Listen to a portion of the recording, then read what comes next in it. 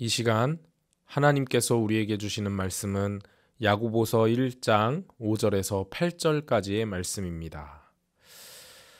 너희 중에 누구든지 지혜가 부족하거든 모든 사람에게 후히 주시고 꾸짖지 아니하시는 하나님께 구하라.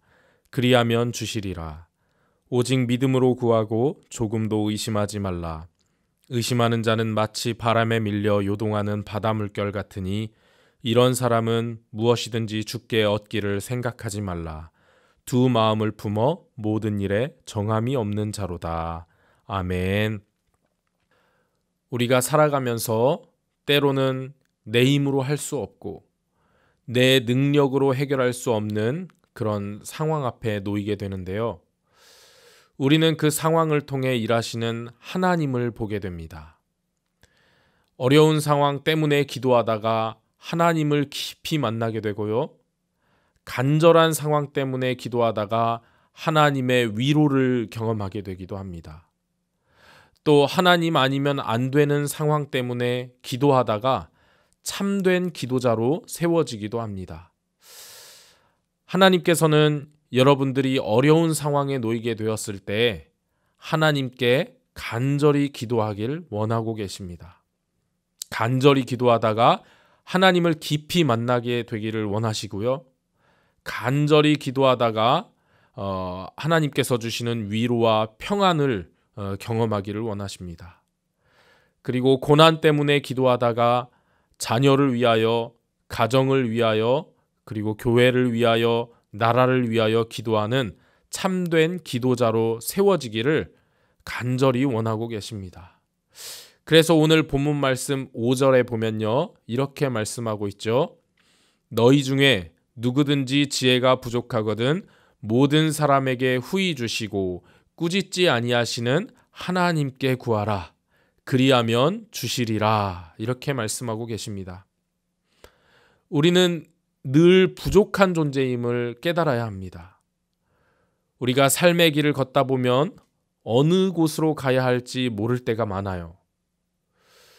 우리의 고난을 잘 극복하고자 하지만 어떻게 극복해야 할지 방법을 모를 때가 있습니다. 자녀를 올바르게 키우고 싶지만 우리의 지혜가 부족한 것을 깨닫기도 합니다. 그래서 우리는 늘 하나님 앞에 도우심을 구해야 하는 자들인 것입니다. 우리가 하나님께 구하면 후히 주시고 꾸짖지 아니하시는 하나님께서 주시겠다 이렇게 약속하고 계십니다. 우리가 구하면 후히 주시고 꾸짖지 않으신다라는 단어를 통해서 우리는 하나님께서 우리가 그분께 구하는 것을 기뻐하신다는 것을 알 수 있습니다. 우리의 부족함을 깨닫고 하나님께 구하면 하나님께서 주신다는 것입니다. 사실 하나님은 우리가 구하지 않아도 우리에게 필요한 것들을 다 알고 계시고 주시는 분이십니다.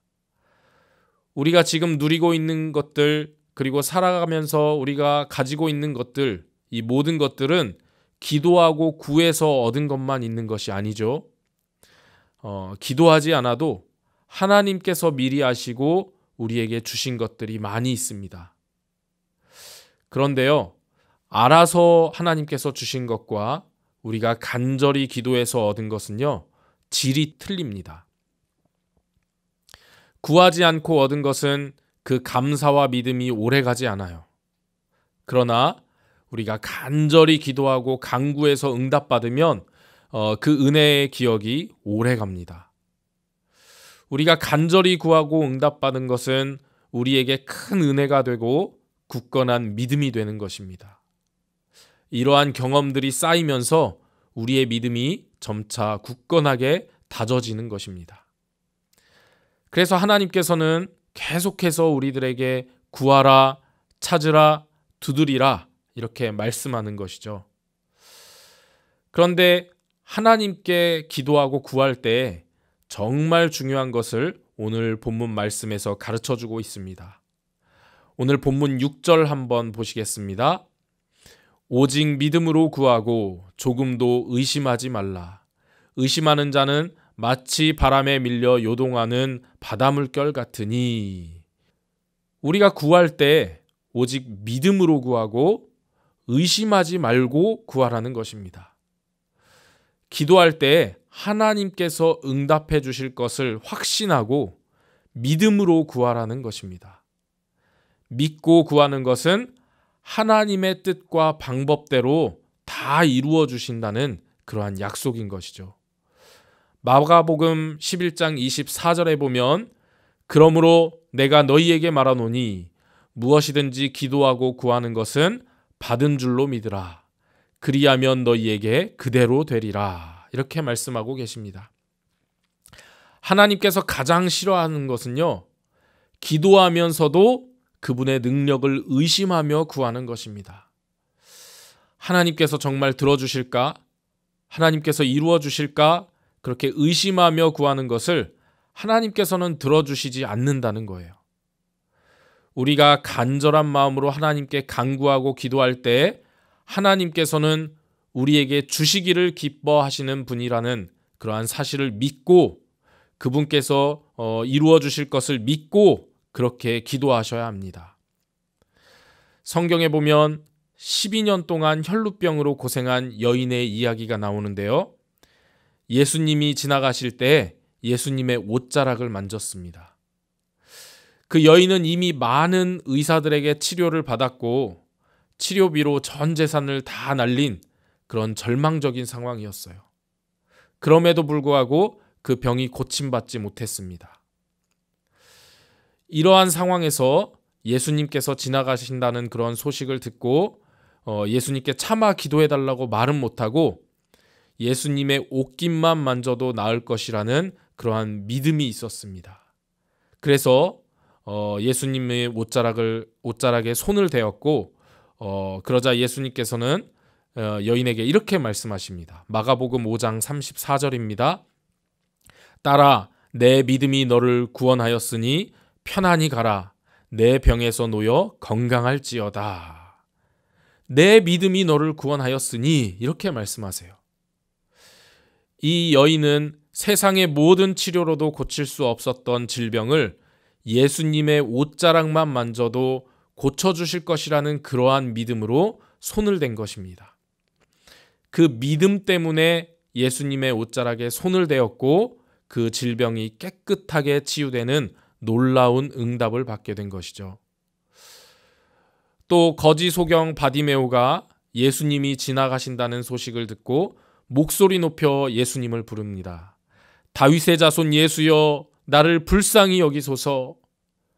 이렇게 큰 소리로 예수님을 부르자 많은 사람들이 조용히 하라고 그를 꾸짖었어요. 그는 부끄러움을 당했습니다. 그러나 이것에 멈추지 않고 더 큰 목소리로 예수님을 부르기 시작합니다. 그때 예수님께서 마가복음 10장 52절 말씀에 보면 가라, 내 믿음이 너를 구원하였느니라 하시니 그가 곧 보게 되어 예수를 길에서 따르니라. 이렇게 말씀하세요. 내 믿음이 너를 구원하였느니라. 이 두 사람의 공통점은 무엇이냐면 예수님께서 고쳐주신다는 확실한 믿음이 그 마음 가운데 있었다는 것입니다. 내 믿음이 너를 구원하였다. 이렇게 예수님께서는 똑같이 말씀하셨어요. 우리가 살아가면서 두려움을 느낄 때, 부족함을 느낄 때, 우리의 지혜가 부족하고 살아갈 용기가 부족하다고 느낄 때 우리는 하나님 앞에 간절함으로 구해야 하는 것입니다. 그분은 우리의 필요를 다 아심에도 우리가 옷자락에 손을 대기까지 기다리시고 부끄러움을 무릅쓰고 목소리 높여 주님을 부르기까지 기다리고 계신 분이세요. 하나님을 의지하는 우리의 믿음의 중심을 보시는 것입니다. 그리고 그 믿음을 보시고 하나님의 때에 하나님의 방법으로 정확하게 이루어 주십니다. 하나님께서는 우리가 간절히 구하는 것을 기뻐하시며 오직 믿음의 기도로 그렇게 간구하기를 원하시는 분이심을 기억하시면서 여러분도 하나님께 구하고 응답받는 은혜가 가득 넘치시기를 주님의 이름으로 축복합니다. 기도하겠습니다.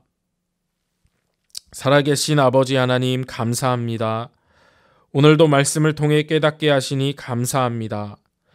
누구든지 지혜가 부족하거든 모든 사람에게 후히 주시고 꾸짖지 아니하시는 하나님께 구하라 말씀하신 것처럼 후히 주시고 꾸짖지 아니하시는 하나님께 늘 구하는 저희들 되게 하여 주옵소서. 그리고 오직 믿음으로 구하고 조금도 의심하지 않게 하여 주옵소서.